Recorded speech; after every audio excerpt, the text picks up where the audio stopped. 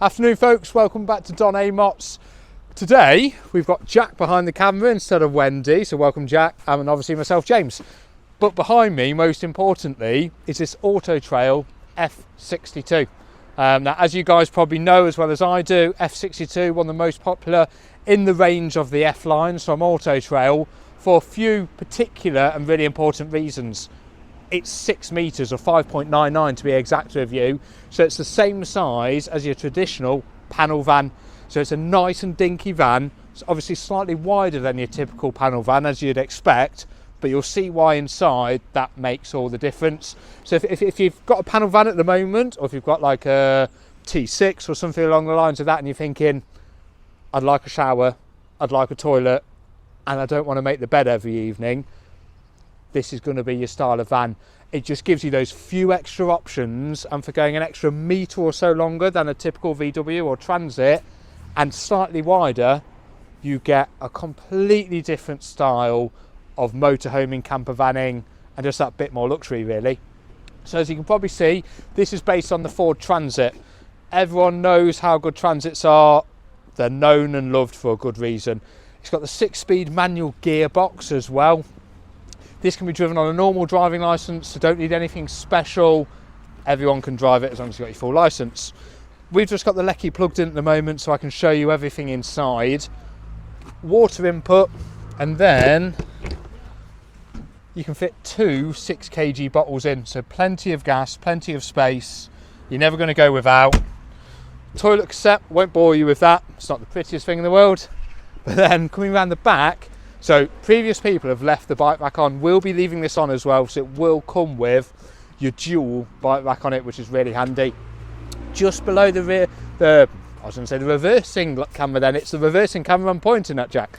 That will come up on your centre dashboard, which I'll show you in a minute, because this has got the lovely big XZENT touchscreen in there, cracking screen. Coming around here, now everyone always looks at these and thinks, I can't open it then, thinks, oh, they can't have much storage. Yeah, okay, it's only a small van, so it's not going to have all the storage, but that's still a good size, in my opinion. Easily put a kayak in there, many other small items outside. I've even seen people put like blow-up kayaks in there, so they're plenty big enough. Outside barbecue point, and then a bit more storage. This is probably your bigger out of the two. So again, in there you have got like jack and breaker bar, but you could easily fit like camping chairs. So I've got long camping chairs, and they go into a little cylindrical shape. It'll easily get 2 in there, if not a few more. Get many other items in there as well. And obviously they're the side that you would have an awning, or you would be using for outside space. So it's perfect. Habitation step and habitation light. That's an LED light, so it's really bright, as you can probably tell right now as well, because it's getting slightly dusk.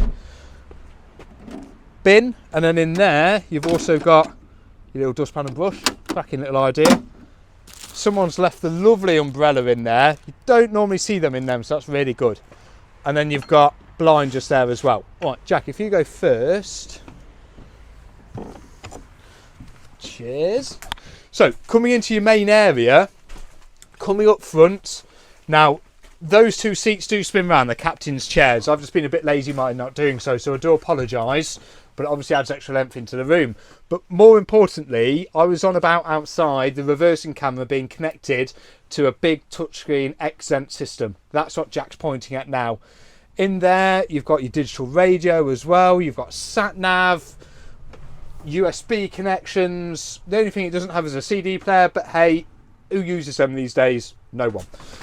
Underneath, you've got your climate control with air conditioning built in. That's for the cab side. And being a Ford, and one wonderful thing, it's got the heated front screen. So obviously in the winter, if it's snowy, if it's icy, brilliant, because that will defrost pretty much straight away.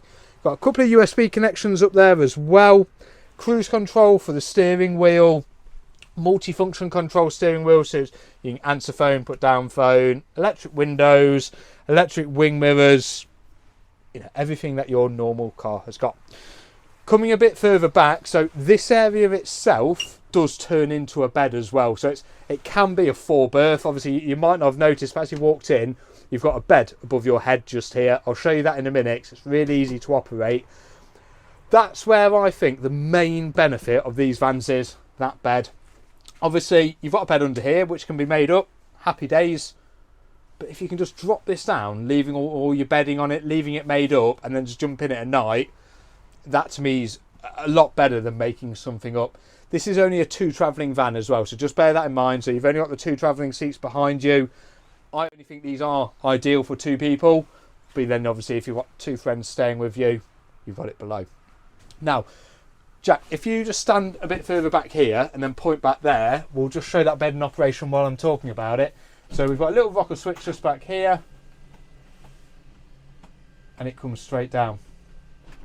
Really easy. Now, it can come, just stay pointing at that for the minute, Jack, but just come a bit further down. Now, at the moment, I've only put that down to the height that the top of the sofas sit at. If you pull that cushion off and pull this cushion off, that can come all the way down. So you can have it as a really low bed, which is brilliant, and you can easily get in and out. And then to put it back up, if you just point back this way, Jack, there's just an up and down switch just here. If I just hold that, and the bed just goes up. Really easy, really quick. So much easier than making a bed up in the evening and then having to store your bedding somewhere. I think that's much better. As you can see, previous people have left the TV in there, which is really nice of them. So that will be left in there. And then coming around here, left the silver screens in as well. And they've also, I think that's a really good idea actually, they've put some stacking shelves in there. Obviously you could use that as a wardrobe, and typically it's designed as a wardrobe, but I think that's just as good. They've also left the ladder in there, so that's for this bed. So if you had this bed at middle height, so you had a bed underneath, you've got the step ladders so you can get up into it. Just below us here, even more space. So massive. And then obviously coming onto your kitchen area, loads of cupboard space. That's up there as well. It's also got your control panel. I say control panel, it's very little you need to do with it, but basically for the solar panel that's on the roof here. Bit more space again, and then you've got shelving units just there for herbs, spices. Now coming on to your cooking side, 3 hob burner, and then you've got your combi below as well, good size. Bit more space below. That's got isolation valves and things like that in as well, and they've just left their grill pan in there. Coming round here, cutlery drawer, and then 2 other shelves which are really deep, and then again really good uses of space.